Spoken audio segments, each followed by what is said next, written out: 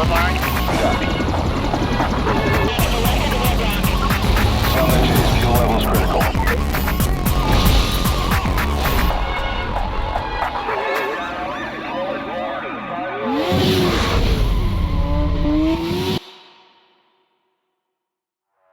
Need for Speed Most Wanted is a game that's not without its flaws. Yet to me, it remains my favorite racing game of all time. I am not alone in that opinion, since the game has sold over 16 million copies worldwide, making it the best-selling Need for Speed game, period. So what is so special about this game? Let's start from the beginning. We arrive in Rockport City in a heavily modified BMW M3 GTR. This is where we first meet Mia. She'll help us find our footing in Rockport.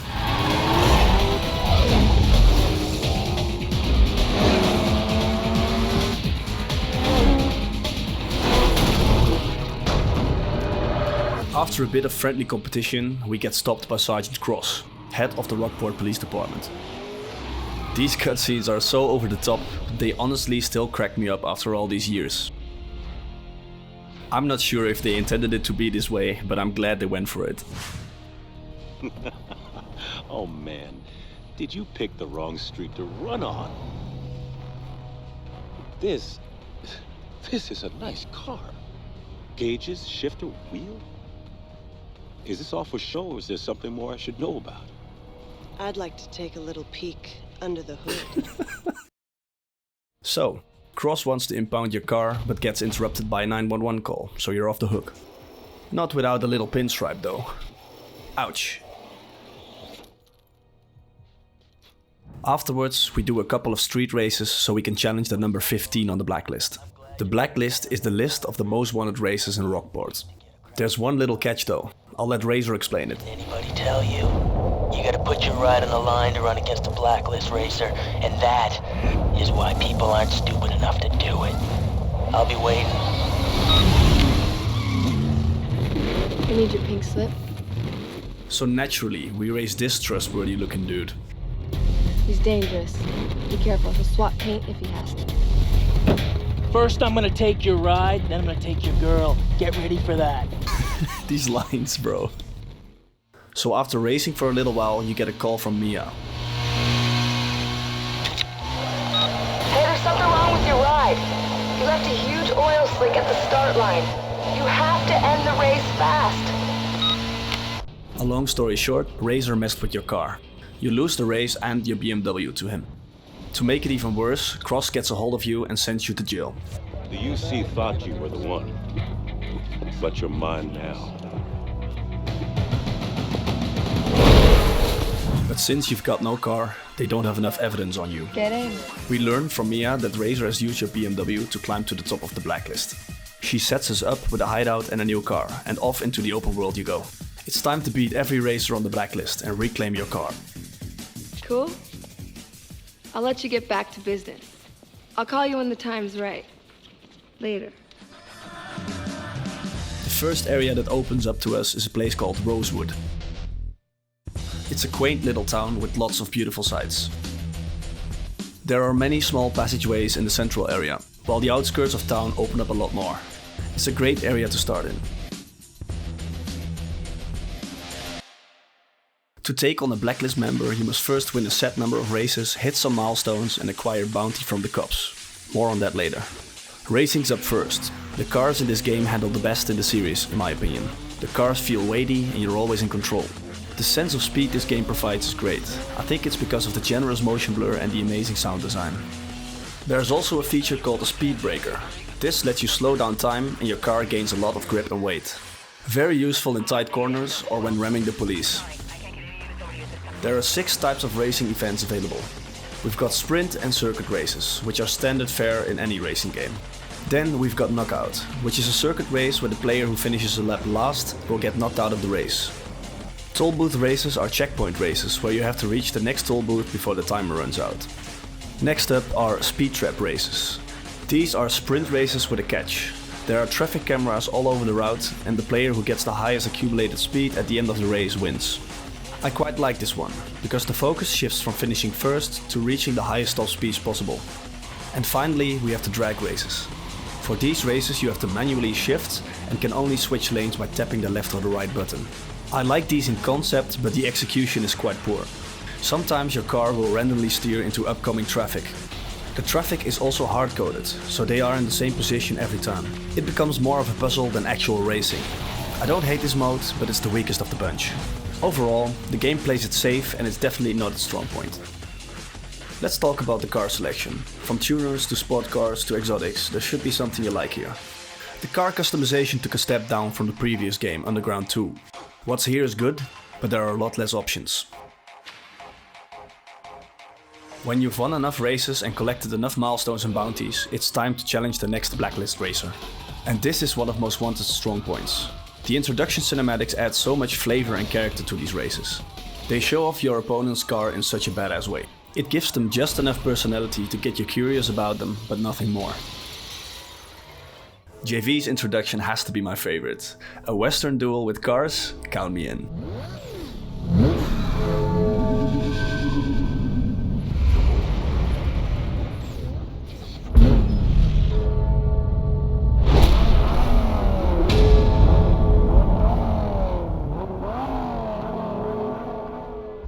I love the fact that you actually start the race opposite of each other. Such a cool detail.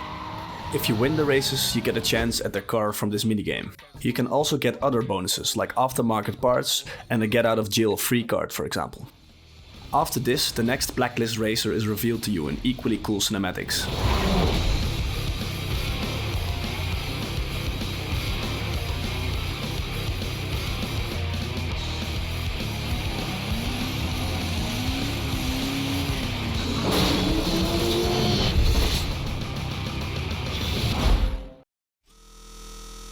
When you've defeated number 13 on the Blacklist, the second part of the map opens up to you. It's called Camden Beach. It's a very run-down industrial area, quite the opposite of Rosewood. It's got a prison, a pier with an amusement park, and much more. It really adds a lot of variety to the world map. Most Wanted uses a very stylized color scheme with a lot of browns and yellows. It gives the game a dirtier and more run-down look, which fits with the style of the game and the city of Rockport. I don't think this style has aged all that well, since so many games around 2005 used the same desaturated color scheme. The rest of the graphics hold up remarkably well if you play on the Xbox 360 version or install some simple mods on PC. Personally, I'm using the widescreen fix, some better textures, and also a mod that tones down the motion blur a little bit. The original motion blur gave the game a great sense of speed, but it was a bit too much for my taste, so I toned it down to about 50%. I'll include a list of the mods that I use in the description down below. Oh, and I have to mention the soundtrack, of course. It's one of my favorites. It's a blend of rock, metal, hip-hop and drum and bass. I really think this game has influenced my music taste into what it is today. After beating the number 9 on the Blacklist, you get access to the final part of the map, downtown Rockport. It's loosely based on New York City and has a nice interconnected feel. The fact that you slowly unlock more cars and parts of the map give the game a great sense of progression. But there's one component of progression I haven't talked about yet. Spoiler alert, it's the best effing part.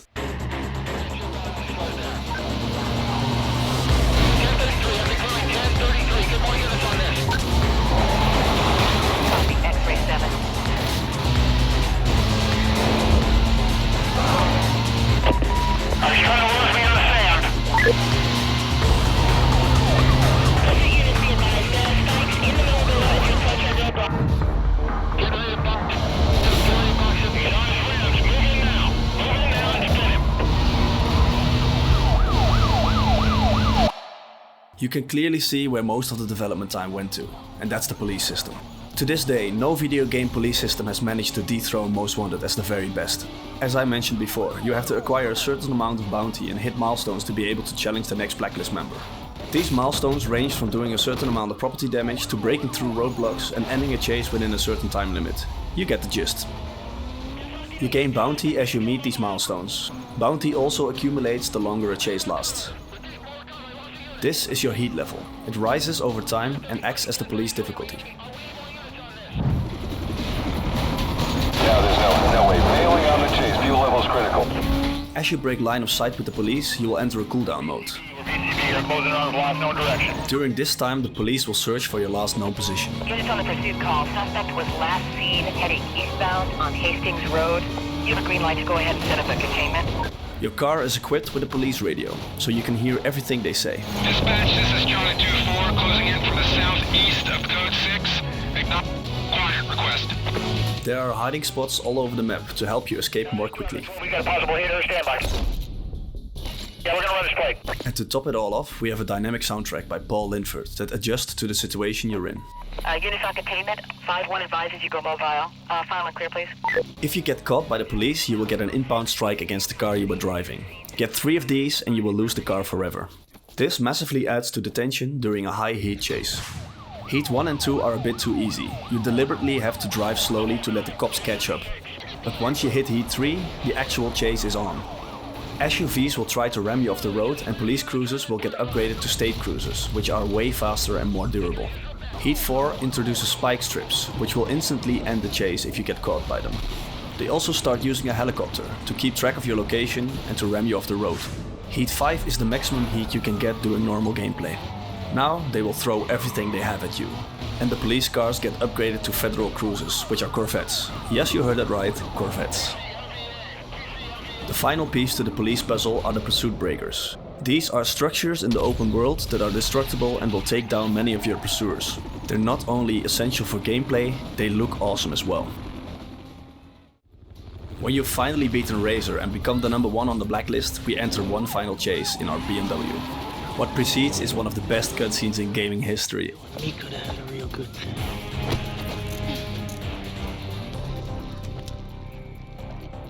Where's the other guy? He got away.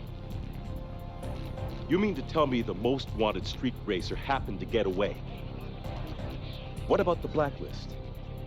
Forget the blacklist. They're through. I want every single unit after the guy. Everyone? Everyone! Now that's how you deliver a line. Heat 6 is unlocked for this final chase. Patrol members be advised. We have Code 6 driver aggressively evading custody. Units requested clear non-essential calls. Head up Code 2. Hey, Hotshot. Hey, thanks for helping us out. We've been able to pick up every blacklist racer thanks to you. Now, I'll take that into consideration if you give yourself up. So what's it gonna be? Now when this game is firing on all cylinders, it is so incredibly tense. The sense of speed, the more than 12,000 dynamic voice lines, the dynamic music, there's truly nothing like it.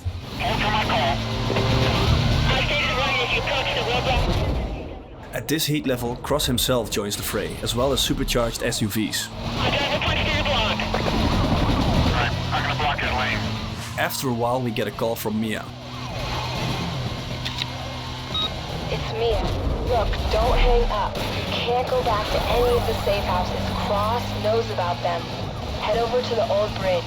The location is on your map. Your car is fast enough to make the jump. It's the only way. Later. I need more cover! Repeat, more cover! I want the unit! This is it, the final stretch. Alright, let's switch it up on them. Stand by. X-ray 3. Unit here. Which says where you need me.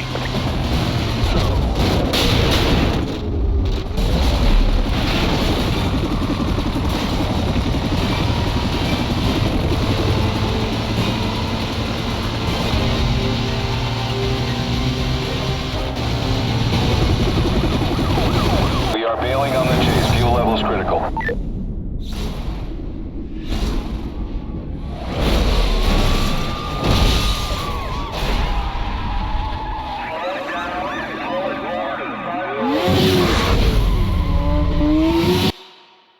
And that's how it all ends. I hope I have inspired some of you guys to try this game or replay it sometime.